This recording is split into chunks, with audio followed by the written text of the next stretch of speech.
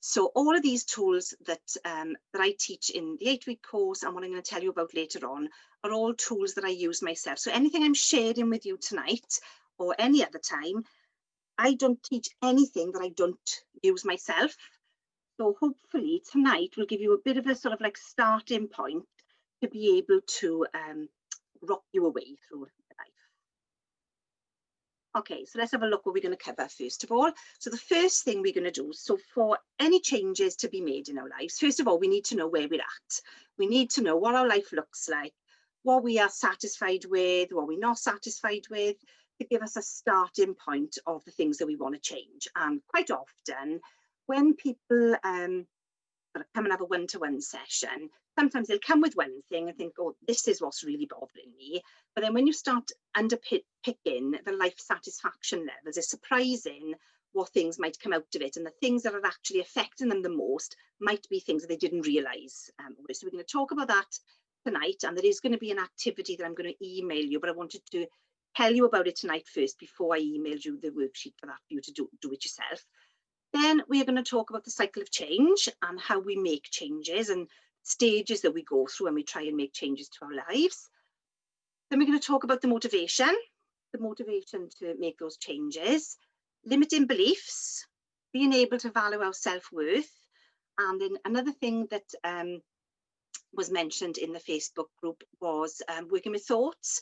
So in the meditation that we're going to do at the end, there is going to be a working with thoughts element to it. So hopefully that will help if you find that your mind is racing, feel like you're stuck up in your head. Some of you, it'll be a bit of a refresher meditation for those of you who've done an 8-week course before. And then the meditation will be the last thing. Before we do that, we have a question time, discussion time, depending on how much how many questions there are. I was planning on this being sort of like an hour and a half. It might go on a bit longer if there are lots of discussions, and then we'll talk about the next steps. Okay, so first of all then, this is, I'm going to move you across there so I can see this. So this on the right is what is known as a well-being wheel. Okay, so well-being wheel of life. And around these wheels are certain aspects of our lives, and some of you might have seen this before if you've been on courses with me, and this gives us a really good visual representation of what our lives look like now and how satisfied we are with our lives. And as I said, before we make any changes, we need to know where we're at, basically. So as you go around here, you'll see we've got health, levels of self-care, self-esteem, housing, money and finances. And then around this side are things called the 5 ways to well-being. Now, the research shows that there are 5 ways or 5 main ways of keeping ourselves well. And if we score highly on these 5 things, then evidence shows that the chances are we're going to have better levels of resilience and better levels of well-being. So this is why these are on there. So the first one from the top is being active, taking notice, which is mindfulness, giving, keeping learning, and connecting. Okay, so all of those are included on there. Now, if you've ever had life coaching, this is a life coaching tool, and there are various versions of this, but this is one that I created for the Wellbeing Project that we work for, because these were the things that we were seeing people presenting with, people who were with complex lives, finding that their levels of well-being were low. These were the things that were underlying all of those. So this is the first thing I'm going to ask. I'm going to email this around to everybody, and those of you who haven't got your email addresses, I can send it through WhatsApp or Messenger. And it is worth spending a bit of time looking at this. So I'm going to describe it to you now and show you what it's looked like after you've done it, so that you're able to go away and do it for yourselves. So, as I said, there are 10 sections on the wheel. So on a scale of 1 to 10, it's thinking about how satisfied are you with all of those aspects of your lives right now.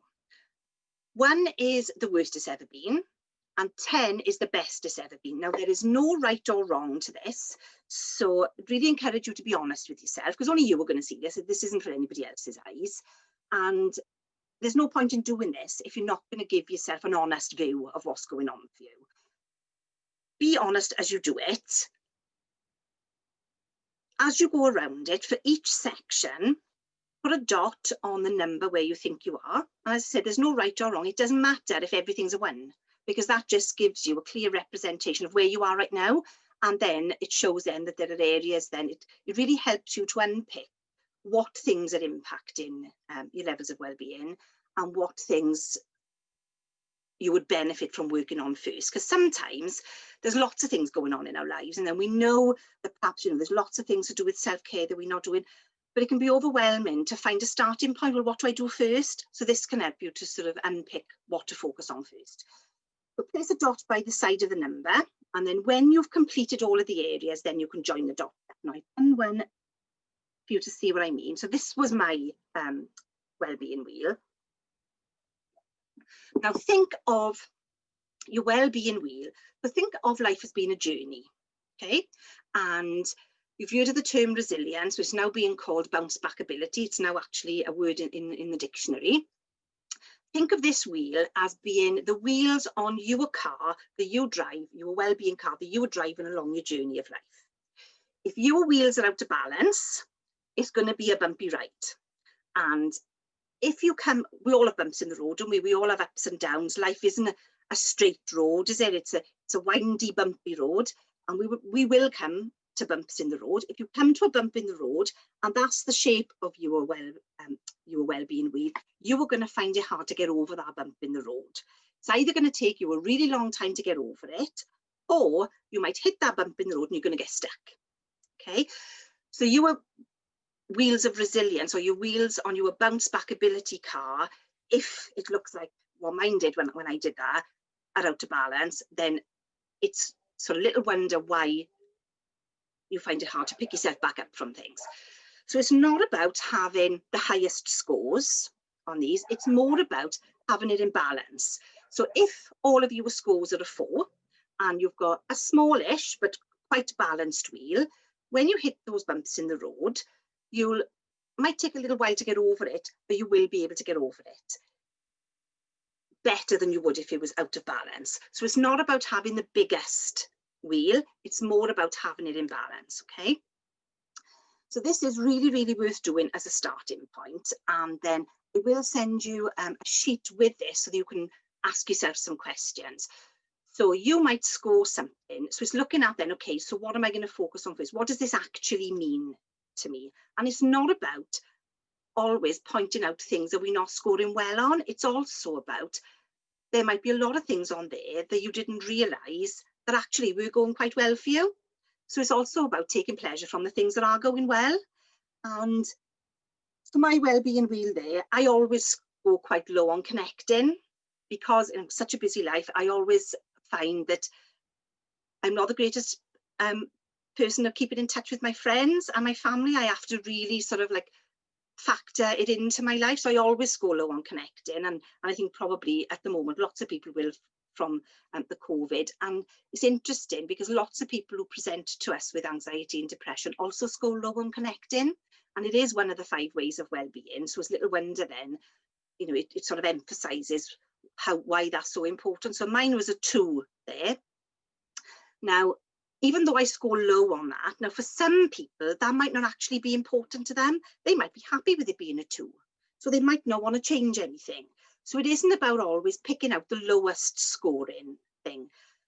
So if we look at some of the other things I've got, I score as a 4 on self-esteem there.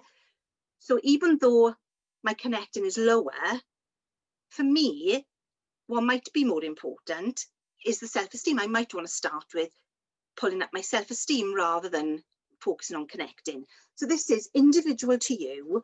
There's no right or wrong answers. And it's purely about looking at, what does your life look like? What does it mean to you? And which of those would you like to bring up? And something that you might want to start with. So you might have something that scores quite low, but it's going to be really difficult for you to bring up. Or it might be something that you can't do something about anyway. So you might not be able to bring that one up, but there might be something else, like something like self-esteem, that scores like 4 or a 5, but there might be some things that you can do quite easily that will bring that up 1 or 2 notches. So you might want to start off with something that you know you can bring up quite easily. Okay, so I hope that makes sense. But if it doesn't, we can talk about that a little bit more at the end if there's any other questions. Okay, so a couple of things for you to bear in mind. And if there's something that's going on in our lives that we are not happy with, then only we've got the power to change it.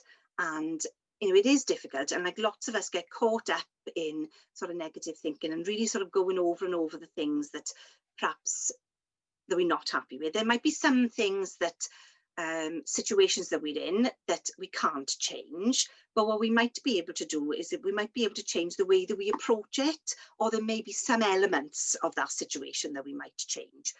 But the reason I put that in there is, you know, often, and this is perhaps the message that I want to give to people, is mental health services, wellbeing services are overstretched. There's no secret there. We all know that, and waiting lists are absolutely huge. Even if you're on a waiting list, actually, you know, getting on the waiting list is, you know, is a massive sort of issue, you know, trying to get on it. But there are things, and even if when we get on those waiting lists, if we get to see a counsellor, we get to see a therapist, or whoever it is that you're trying to see, or even if it's for a physical health condition, if you're waiting to see, you're on a massive waiting list for something, if there's a chronic health condition, there's still a lot of things that you can do to help yourself, to make yourself feel better, but only you've got the power to do that.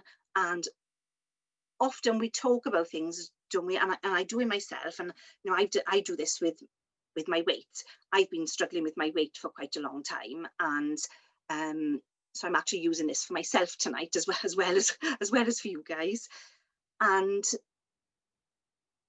only I can change it. Nobody else can do it for me, and it has a massive impact on my health. And even though I sort of keep on about it and moaning about it all the time, nobody else can change it for me. It's something I have to do myself. And it's the same with our mental health. We might know, and even if we've got a diagnosis of a mental illness or a mental disorder, you might not be able to change the actual illness or disorder, but there might be certain things that you can do while you're on a waiting list, or even if you've been sort of bouncing around services and feel like, you know, you haven't had the help that you need, then some of these things on the wellbeing wheel, you might be able to identify, actually, if I increase this, I might be feeling a lot better. It might not solve it completely, but it might make life more manageable for you. So we might not be able to change the situation, but we can change our choices, some of them, our perception of the situation, and we can make our perceptions and our choices work for us rather than working for against us. And it's surprising how much better that can make us feel. Something we can do as well is we can direct our thoughts and behaviours to produce the results that we want. Now, we don't have time to go into that tonight, but that is something that is, you know, in the mindfulness course. Okay, so changing our behaviours then. Thirsty work talking it is. So anybody who's tried to change their behaviours, and I'm sure we've all tried to change different things at different points in our lives, we all know it's not easy, don't we? None of us would be sitting here now, would we, if changing our behaviours was easy.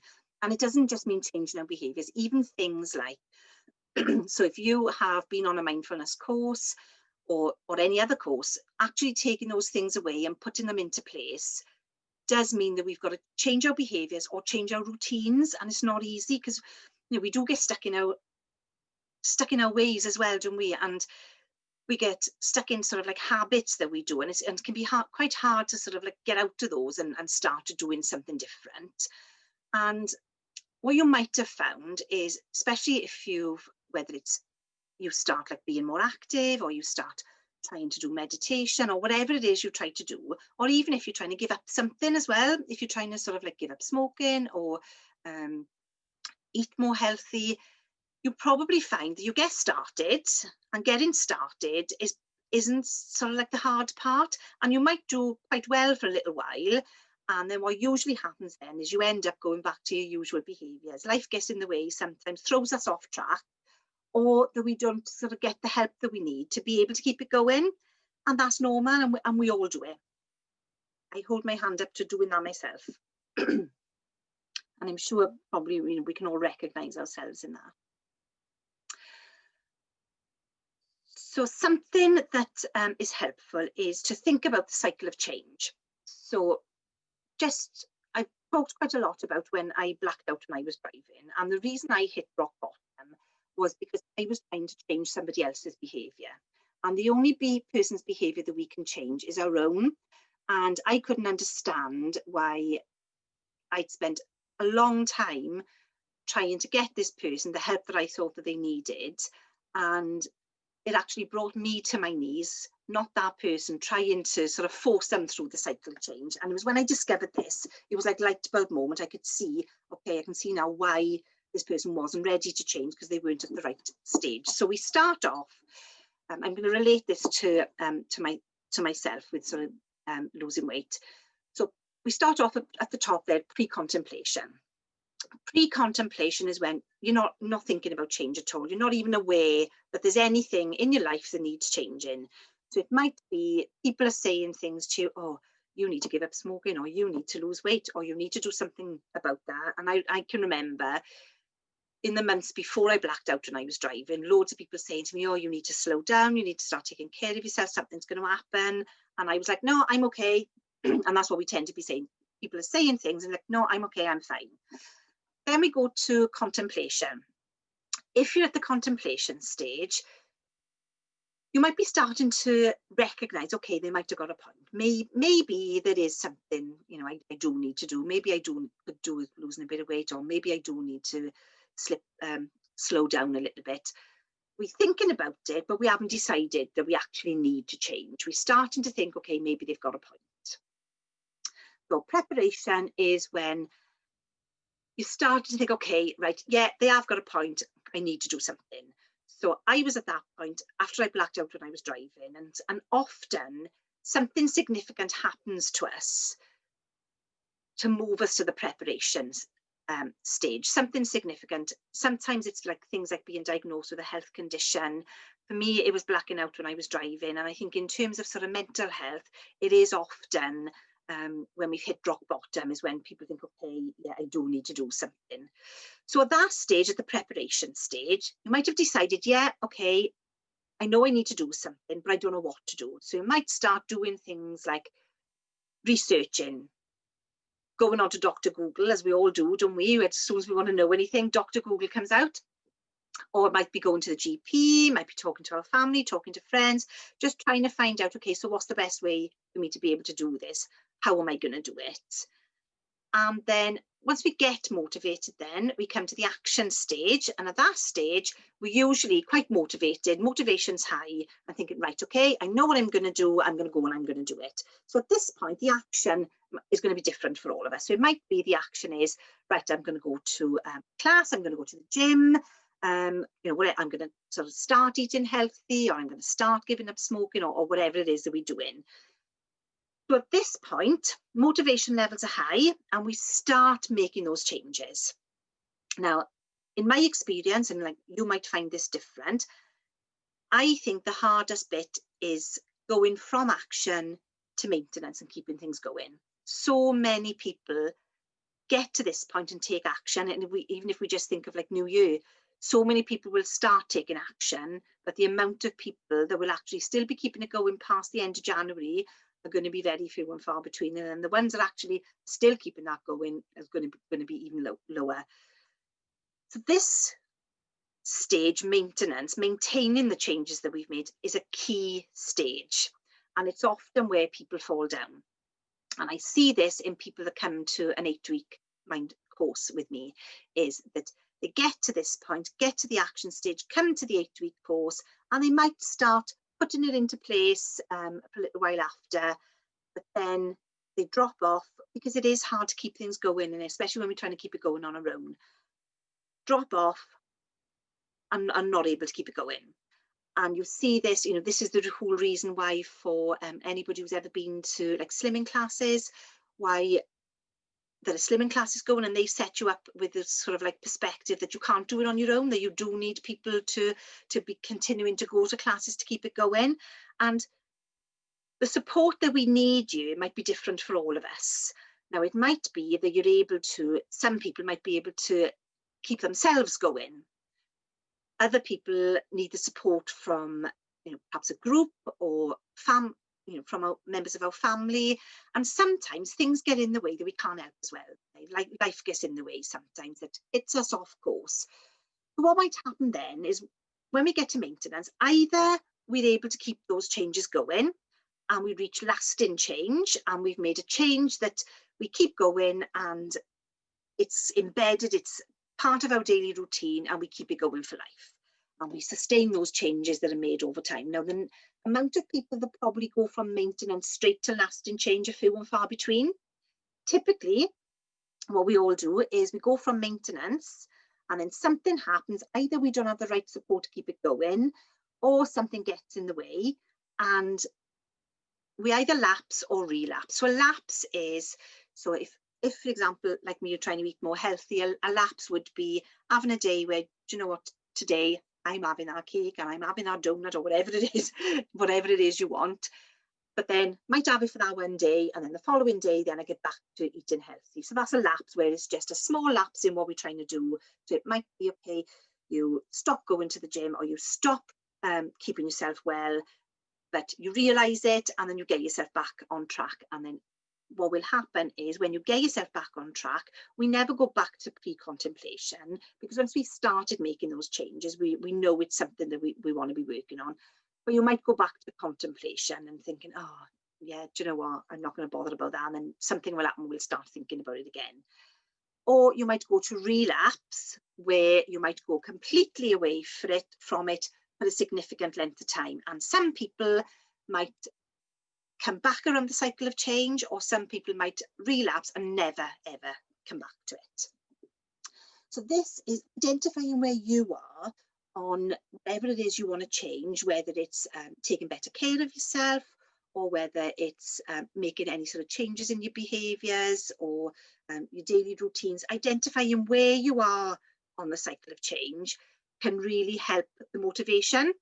So if you were at contemplation and you're starting to think about it, it might be thinking about, okay, so what do I need? Now, we don't go from contemplation straight to action. We do go through these stages. So if you're at contemplation, think about, okay, so what do I need to get me to preparation, to get me to the stage where I'm ready? And then if you're at preparation, what do I need to be able to get to action? And then it's really key when you're at action to think about, right, so what do I need to help me keep this going? And bear in mind that what you need might be completely different. You might have 6 friends or family members who are trying to do the same thing as you, but what you need might be completely different to anybody else, and that's okay. Because often what we do is, especially if our self-esteem isn't as high as we'd like it to be, we don't always sort of say, okay, well, what I need is different.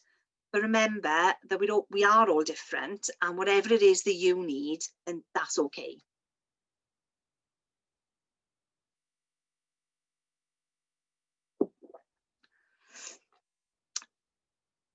Okay, so let's have a little look at why it's so hard to make these changes. So making changes, it all takes place in our brains. So changing our habits is difficult. So we've got neural pathways. Now, I'm no neuroscientist, so this is a basic explanation. And if anybody wants to read more into it, then be my guest. But any action that we take creates a neural pathway in our brain, and that neural pathway gets stronger and wider as we repeat the action. And the wider and stronger it gets, it eventually then becomes second nature. We do it automatically. It's an automatic behaviour. There's something then that we don't need to think about too much. We just automatically do it.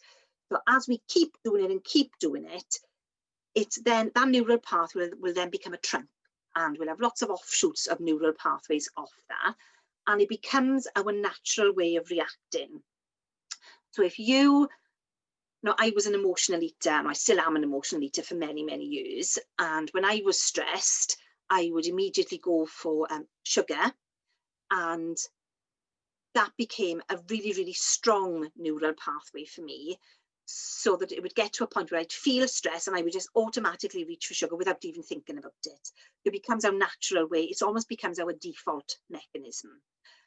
But this is why change is so difficult. So if you think about that neural pathways being so strong and it's kind of got a hold of us, then it's almost like we have to kind of like pick ourselves up and direct our choices somewhere else. What happens then when we make a new choice, when we do something that's different, we then create a new neural pathway. So our attention, our focus of awareness goes away from the old neural pathway and into the new one. So the new neural pathway will be tiny, tiny the first time we do it.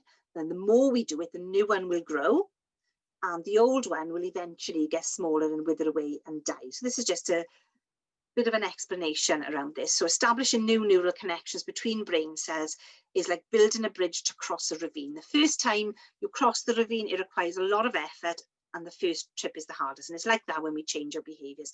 First time we do it, it's almost like bump starting a car as well. To bump start a car, to get it going, is really, really hard in it. But as soon as you get it going, it gathers momentum and gathers speed in it. So once you cross the ravine once, the journey gets easier and easier. Not that clear to read that, is it? And what will happen is when you come to that bridge again, if you've been across it several times in the past, it'll make it much easier to go across it than it did the first time, okay? So think of it in the way that when you think a repetitive thought, or you're doing something that, a behavior that you want to repeat over and over, your brain is building and strengthening new bridges between your neural pathways. And you can choose which bridges you decide to build and focus your awareness on, or which ones you want to tear down. So that's another sort of analogy to the neural pathways. So the ones that you build are the new choices that you're making, and the more you repeat them, the more you focus on them, the stronger they get, and then gets to a point then where you're able to sort of shrink the old neural pathway and in effect tear it down then, if you like. So what happens is our old habits wither away and die, and then our new habits sort of sprout roots, and they grow and they flower. That's the sort of like concept behind change. And our reasons for making changes, it's easy to find excuses, isn't it, about why we can't do things. And if you were the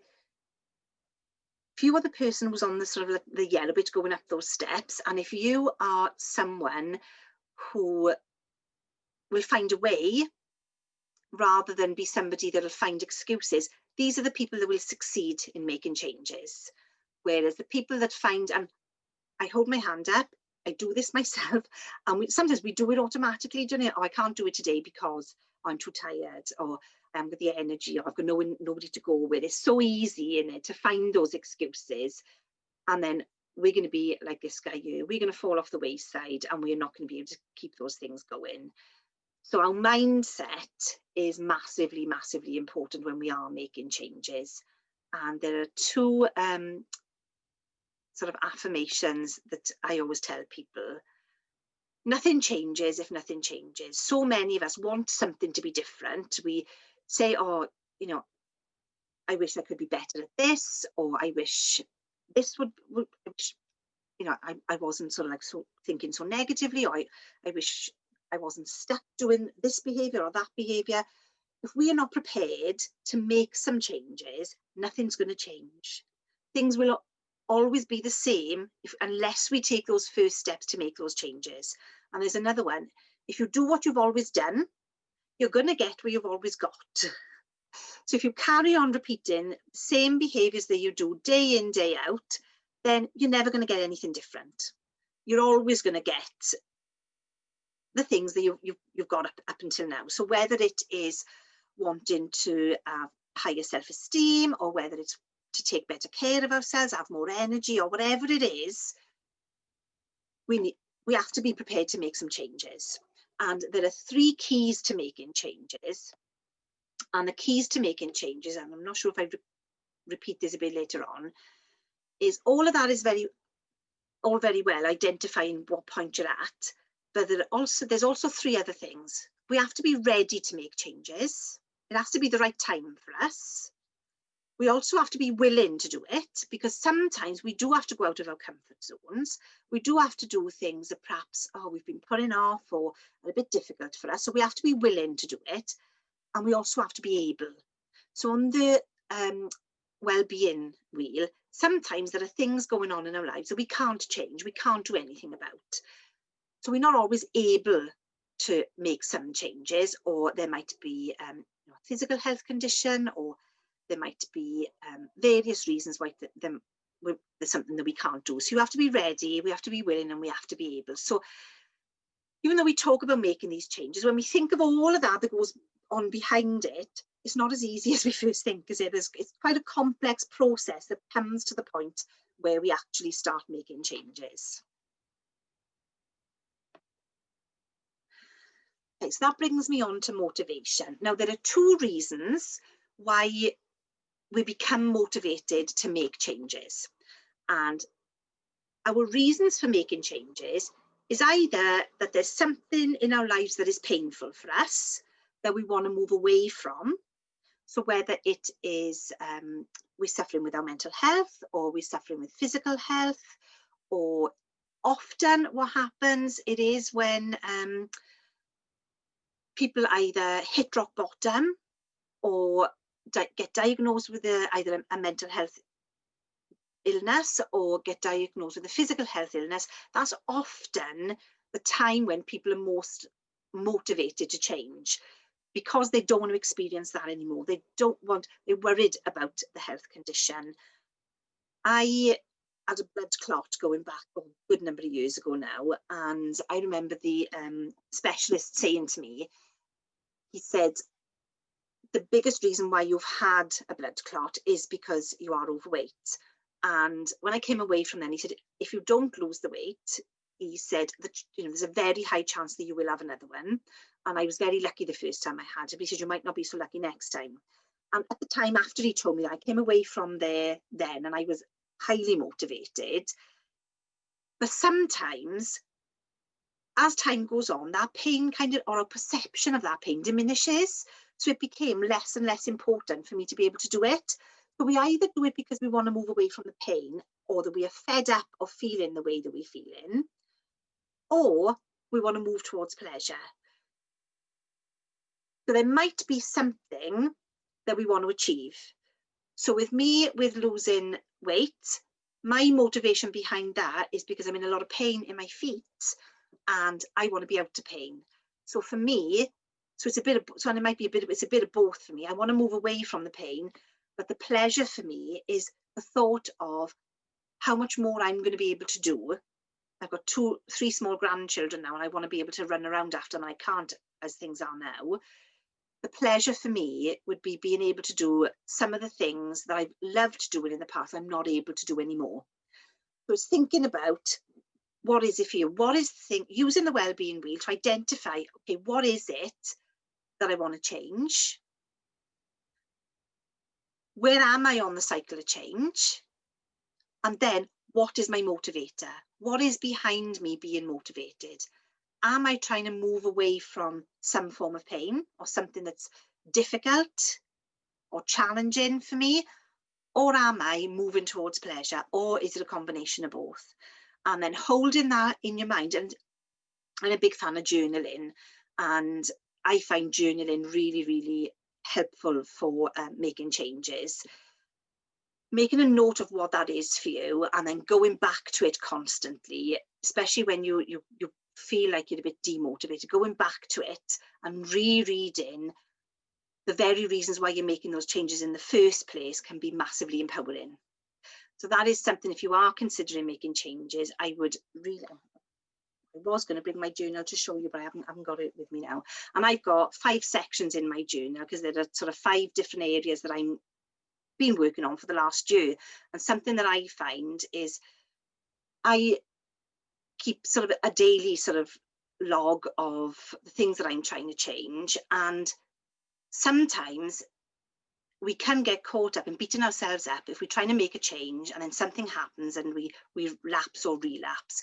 But we can learn an awful lot about ourselves and our behaviours just by reflecting on it. Okay, what was it that went wrong for me there? I've been playing around with exercise since last January and I haven't found the right exercise for me even yet. But I've learned so much more about myself and about my pain levels by reflecting on it and thinking, okay, so that didn't work for me, that hasn't worked for me, or there might have been elements of it that worked. And then you can take away from that then the things that did work for you. So I'll give you an example. So I've been trying to increase my exercise, but obviously having such a lot of pain in my feet, it's been difficult. And during the first lockdown, my levels of motivation were massively high. I knew that for me to thrive through the first lockdown, I needed to keep routines of exercise and my levels of self-care in place. And some of you may have seen that I started walking first of all, and then built up to running. And I probably felt the best when I was running that I felt for a long, long time.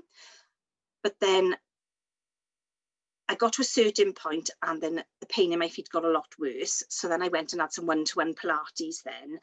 And a few weeks after, I could feel my sort of like levels of well-being going down. And I spent some time thinking about, okay, so what was it that was making me feel so well? Was it the actual act of running?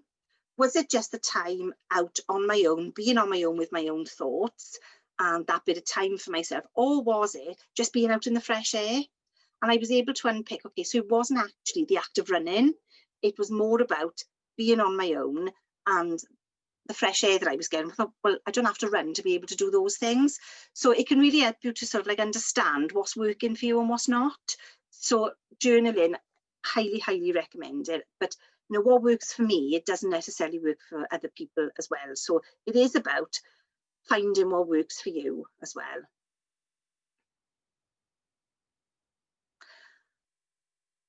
Okay, so that brings me on to communication. Now, this is probably the most important part of making changes.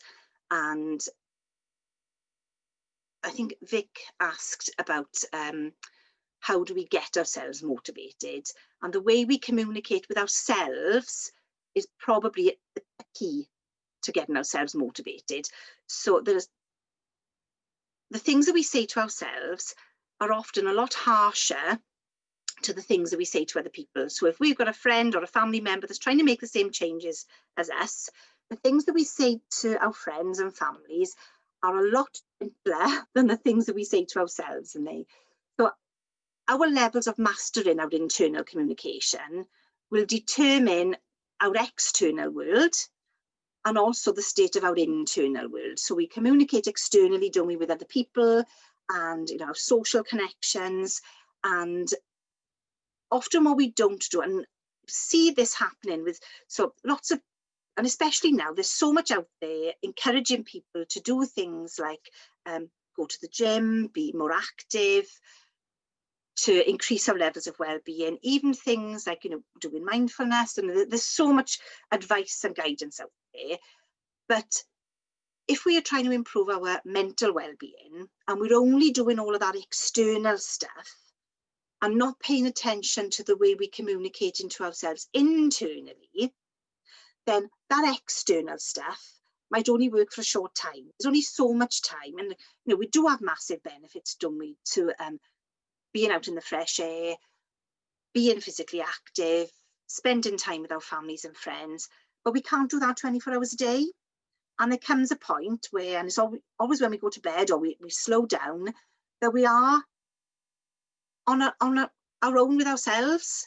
And that's when our thoughts start sort of, we start paying attention with our thoughts and feel like, you know, that our minds are racing. So it is really important that we pay attention to our internal states, and also as well noticing what is the state of our internal world. What do we feel like on the inside? What are the things that we are telling ourselves? And often any situation that we're in, the way we feel about that situation isn't always a direct representation of how we experience it. It's how we interpret it. It's what we think about it. And it's our perceptions, and the way we interpret it depends on what our limiting beliefs are. Now, I've yet to meet anybody that doesn't have any limiting beliefs. I know I've had lots of them myself, which have held me back from doing a lot of the things. I had lots of limiting beliefs that was stopping me from actually bringing this to people, which was something I had to get over before I was able to bring this to people. And often the things that our limiting beliefs tell us, again, we wouldn't dream of telling our friends or our families the things that our limiting beliefs tell us. Now, you might already be aware of what your limiting beliefs are, but it's certainly something that is worth thinking about and paying attention to. Now, the beliefs that we've got, depending on what they are, they can either be the most powerful forces that creates good in our lives and motivates us to go out and do things, or our beliefs can really limit our actions and our thoughts, and it can actually be to a point where it's quite devastating and that we don't do the things that we want to do, or they really hold us back from having the life that we want. So beliefs have got the power to drive us to take action and create the world we live in. There is a saying, and I've got it at the bottom there, it's quite a famous saying, but I can't remember who it was that said it. Whether you believe you can or whether you believe you can't, you are right. So if there's something that you want to change or a state that you want to achieve, if you were telling yourself you can't do it, then you won't, or you can't. But if you were telling yourself that you can do it, oops, sorry, you know, how often, how many people, you know, do we hear positive affirmations? Positive affirmations are kind of like powerful beliefs, but the limiting beliefs and the self-criticism can massively hold you back to the things that you want to achieve. So if you want to change some behavior in your life, or you want to create a particular life you want, it starts with our beliefs. So it's thinking about, okay, so what behavior do I want to change? And what story am I telling myself about it? And that can be quite difficult sometimes when you actually realise the stories that you are telling yourself, because often the person that gets in our way the most in making changes and taking care of ourselves is ourselves. And when I first realised that, I found that quite upsetting, and to realise how hard I'd been on myself for years and years and years, and I wouldn't have dreamt of being as hard on anybody else ever. So identifying your limiting beliefs, and if you do have a journal, and there is a concept in mindfulness called turning towards the unpleasant. So if you start doing this, there are lots of limiting beliefs coming up for you, you may find it quite uncomfortable. So what I would suggest is, when you start doing this, don't go running straight up looking at all of your limiting beliefs, because that might be overwhelming. So start off with just thinking about one limiting belief and thinking about, okay, so how can I reframe that? Is it actually true?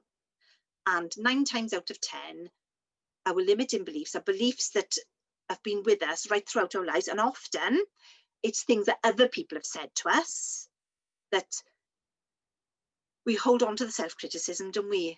We can have one critical thing said to us or 20 positive things, and the one that we'll remember is that one critical thing.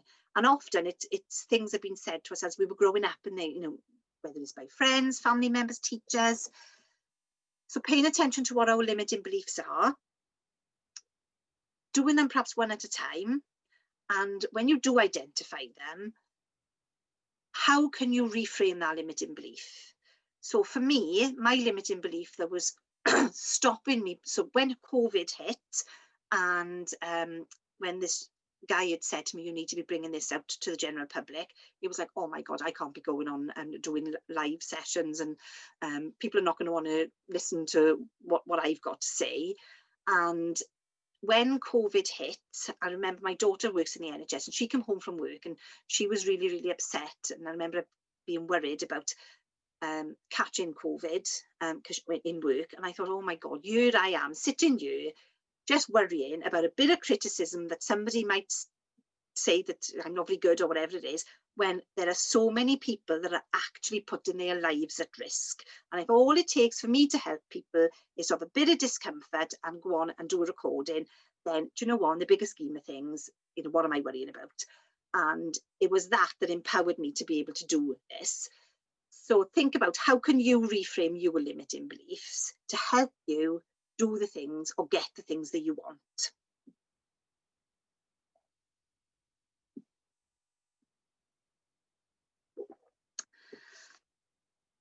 Okay, I keep moving the images of you around the place.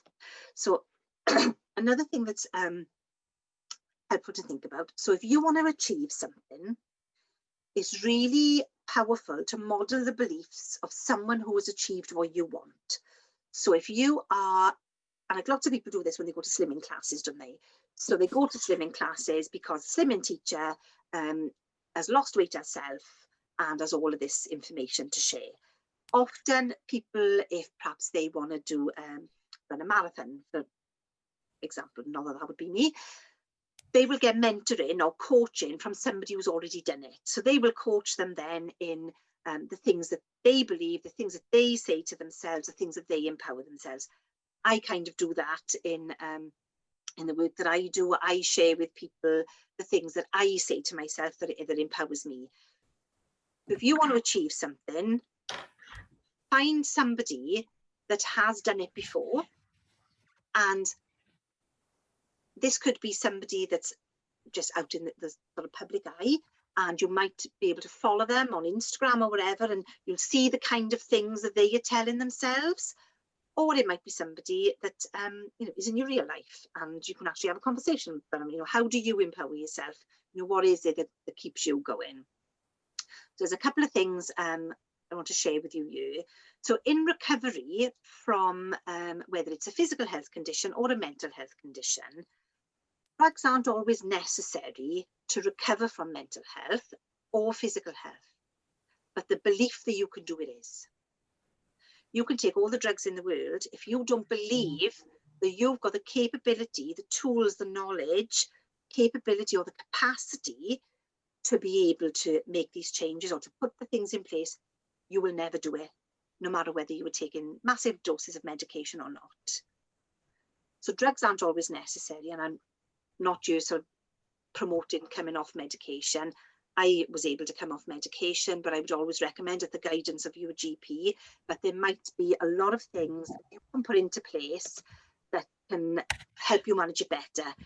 But you will never make these changes or improve things unless you believe that you can.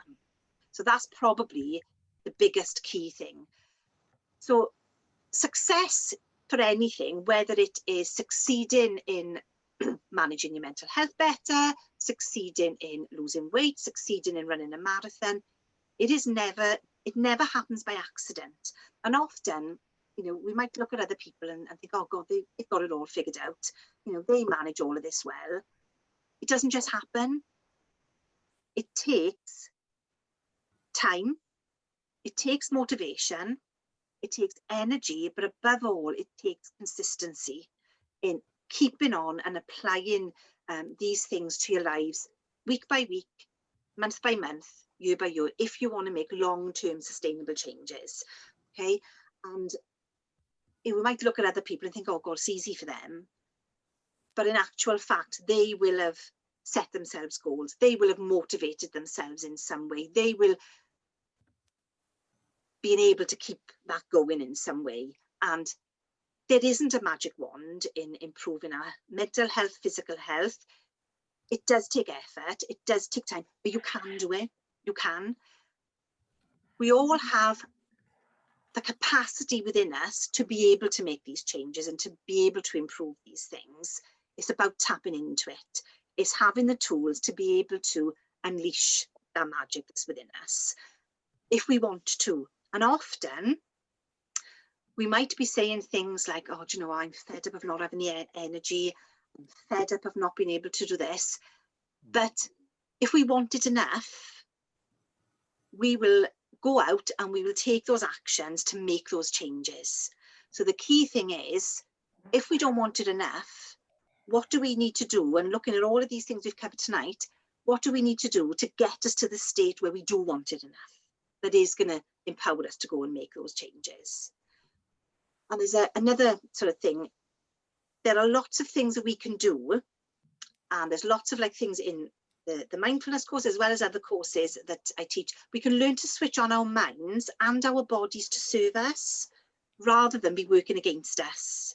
Because how often do we want to make these changes, but either our body isn't serving us because we haven't got the energy, or our thoughts don't serve us because we're telling ourselves that I can't do it. But we can learn to switch all that around. And that's probably a key message to take from today. We don't have to accept that things are as they are. There might be a health condition we've got or a mental illness that we can't change, but there will be some things that maybe you could do better or more efficiently, or things that you're not doing now that you could be doing, that you might not be able to take it all away, but you might be able to manage it better.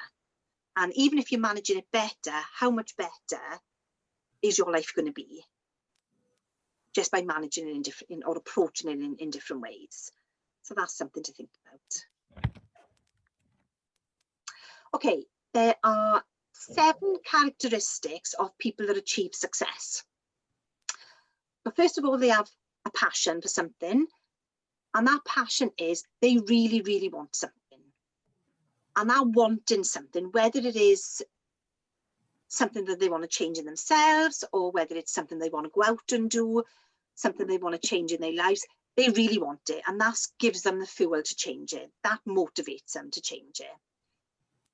They have the belief that they can do it.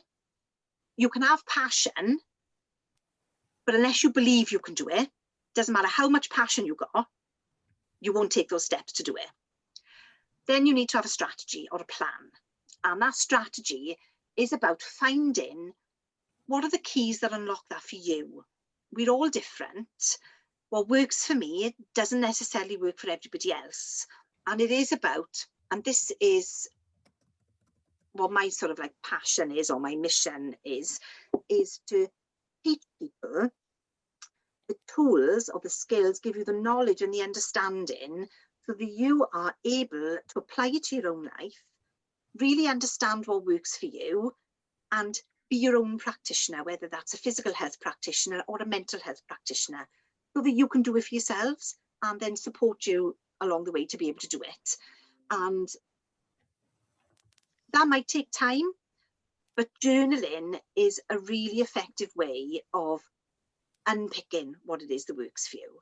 And don't be afraid to try different things. And if that doesn't work, that's okay. Try something else. Because often we try something and think, oh, no, I can't do that. And then we give up. But if there's something that you were really passionate about, wanting to achieve or wanting to do, then sometimes you might have, I still haven't found what works for me exercise-wise. I've been at this now for over a year, trying to find what works for me. And as the weeks have gone on, month by month, I have learned so much about my physical well-being, even though I haven't still found what actually works. I haven't really found that key to healing the pain yet, but I'm closer to it. So sometimes this is a journey. Clarifying your values. So we all have different values in our lives. There are different things that we all value. And sometimes we don't prioritize making those changes enough if we don't put our own self-worth above other people's self-worth.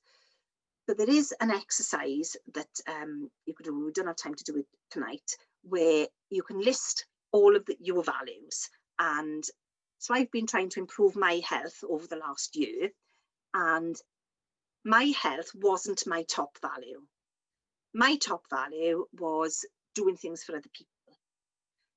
It was my work, my children. My health was sort of in my top 5, but it wasn't my top 1. So if anybody asked me to do anything, I would always react to what my top value was. So my top value was my family. So if my family asked me to do something, even if I was in pain or exhausted, I would still do it.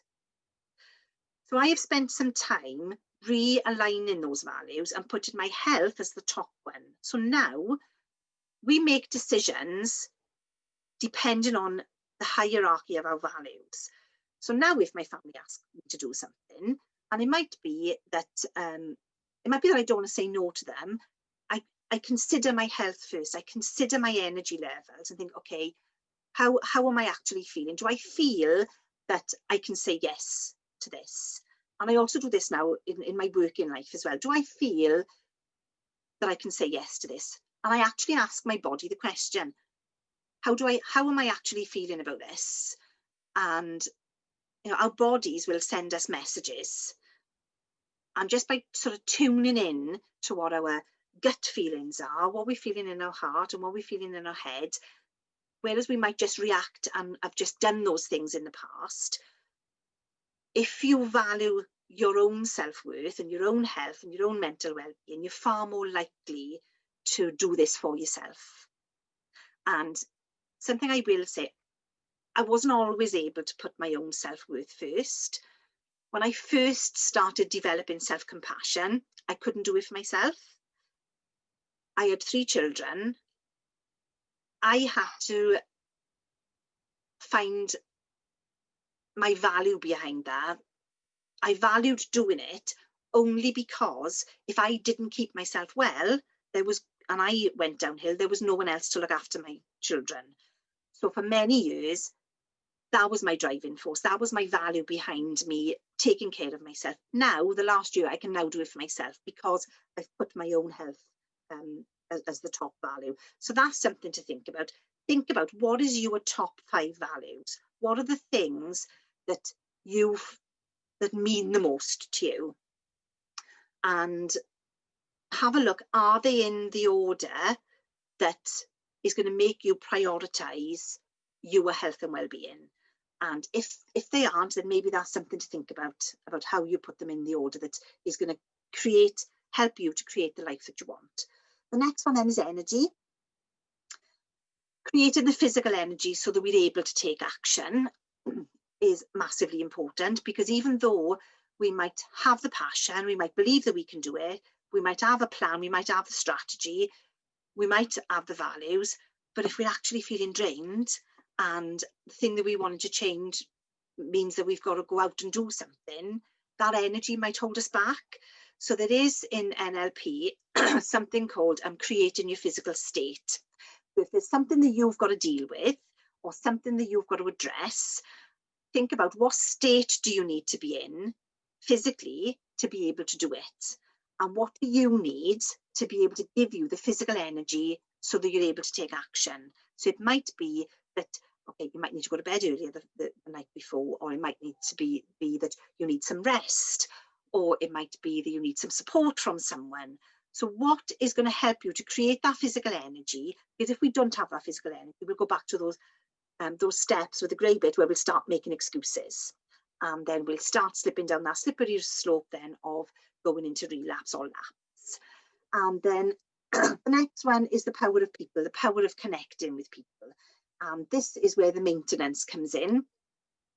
People who are successful typically have had the power of being supported by other people, whether it's family members or people that are helping to keep them accountable, or support groups are massively, massively empowering and encouraging people to keep taking action.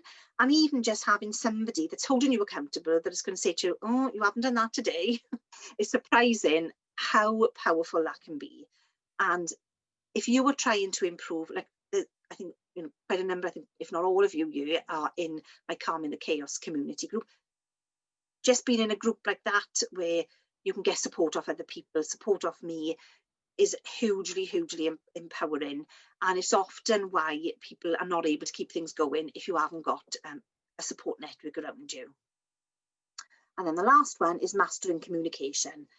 Successful people communicate with themselves in ways that empower them not ways that restrict them. So that goes back to your limiting beliefs, okay?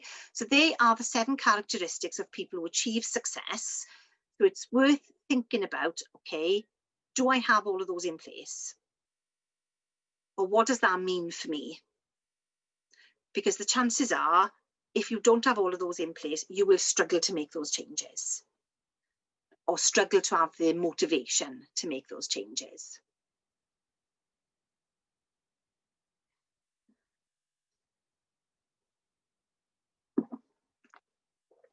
Okay, so motivation then is what gets you started. Motivation is what empowers you to take action. But what keeps you going is creating a habit. Bringing those things into your daily routine at the same time, on the same day, making them part of your daily routine is what will help you to keep those going. And I think the research is that you have to do it something like 21 days on the run for it to be, for that neural pathway to, new neural pathway to grow and be stronger, and the old one to diminish.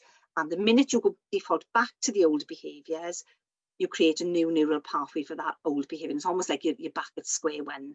So motivation is what gets you started. Habit is what keeps you going.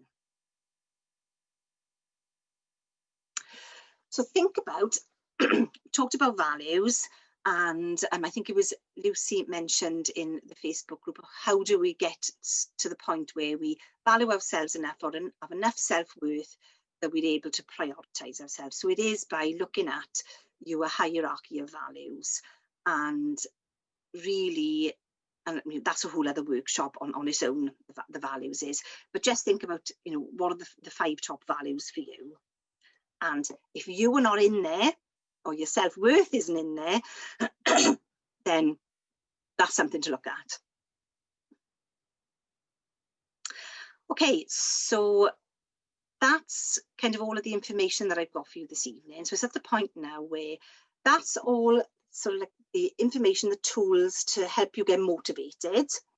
And, you know, we're talking about health and well-being. So it's thinking about now, okay, so what are our next steps? What are our next steps into making changes? And making changes into gathering all the knowledge, understanding and tools that you're able to put into place to improving your health and well-being. So that's what I'm going to tell you about now. I'm going to tell you about that, and then we're going to do a meditation together. So let's move up. Gone too far. Okay.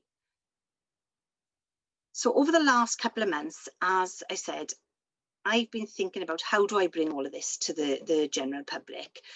So along with this workshop on motivation and the cycle of change, I've written an ebook, which I've called The Ultimate Rock Through Life Guide. And in all of these tools, I draw on daily to keep myself well. And it's not that I don't have ups and downs. I have ups and downs, and I've talked about the ups and downs that I've had over the last couple of months. But these are all of the things that I constantly go back to, and the knowledge and understanding that I've got that has helped me to really understand my body, my mind, my behaviours, my reactions, and to be able to motivate myself and keep myself well.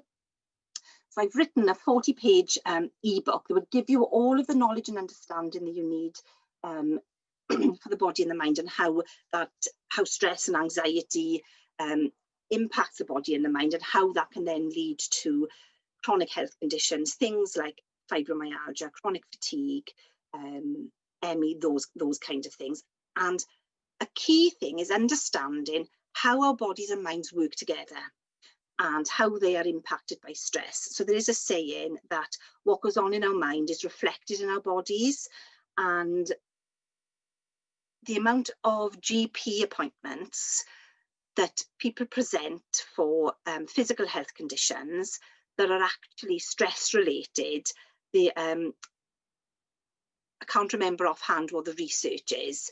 And even if not, I've got a fibromyalgia diagnosis. I was on massive doses of medication. I'm not on any medication now, only because I understand my body and mind really, really well. I understand how it's affected by stress, and I take all of the steps to help myself. And it might be that not all of your symptoms might be stress related, but if you can improve the symptoms from stress, you might only be left with, whereas you might have 10 things that are causing you pain or discomfort or tension, you might only be left with 2 or 3. Or you might be able to manage the stress that we experience in relation to health conditions, as well as our mental health as well. You might be able to manage all of those better. So in the Rock Through Life guide, it covers all of these things. It gives you the knowledge of the body and the mind, understanding how they work together and how they're affected by stress. And it's surprising, that can be really eye-opening for people. We develop unhelpful thinking habits over a period of time. So there is a section on understanding our unhelpful thinking habits and how we can reframe those. I haven't actually put it in there, but it's also, we've got an inbuilt negativity bias, understanding that. Something called the 3 major emotion systems. 3 major emotion systems is one of the things that I draw on constantly to keep myself well. The emotions funnel, so understanding our thinking habits, understanding our emotions and the range of emotions that we experience. Something called our primary and secondary experience. Our primary experience is the situation that we find ourselves in. Our secondary experience is our reactions to it. But understanding that, we might not be able to change our primary experience, but what we might be able to do is to manage all of the suffering that we add on top. So it's helping you to understand that. We develop blocking and drowning behaviours, which when we don't feel good on the inside, we look for something on the outside to help us feel better. And there's a section in there helping you to understand how we do that and identifying your own blocking and drowning behaviours. And that's not saying you've got them, but most of us do. Being able to choose between our usual reactions to situations and to stress and respond in a healthier way. I mentioned balancing the 3 major emotion systems, identifying the things that sustain us in life and the things that drain us. Something that I refer to constantly as well as the exhaustion funnel, and understanding how we get to hit rock bottom, and then also how we can use our sustainers and drainers to help us climb back up. Help us climb back up the exhaustion funnel so that we're okay. And we don't want to just be okay. We want to be the best that we can be, don't we? We want to get to a point that we're not just okay. We want to be able to rock through life, no matter what life throws at us. So even if we, and we will have ups and downs, so even when we do have ups and downs, having the tools and the understanding to be able to manage them all and still keep well. So all of those things are covered in the ebook, as well as a roadmap to success to help you to put it into place, and a 9-step plan helping you to look at all of those things and what they mean for you, and understanding what that looks like in your life. So these are all things that they are a number of those. Some of you who've done a mindfulness course with me will recognise are some of the tools in the mindfulness course, as well as fleshing it out with the knowledge of the body and mind and the understanding of the unhelpful thinking habits, understanding your emotions, and also having a roadmap and a plan to actually put it in place. So I've tried to bring it all together in one place so that you've got the knowledge, the understanding and the tools that are going to help you to climb up from feeling like you're at rock bottom, and give you the tools so that you are able to rock through life instead, even when there are bumps in the road that we all have.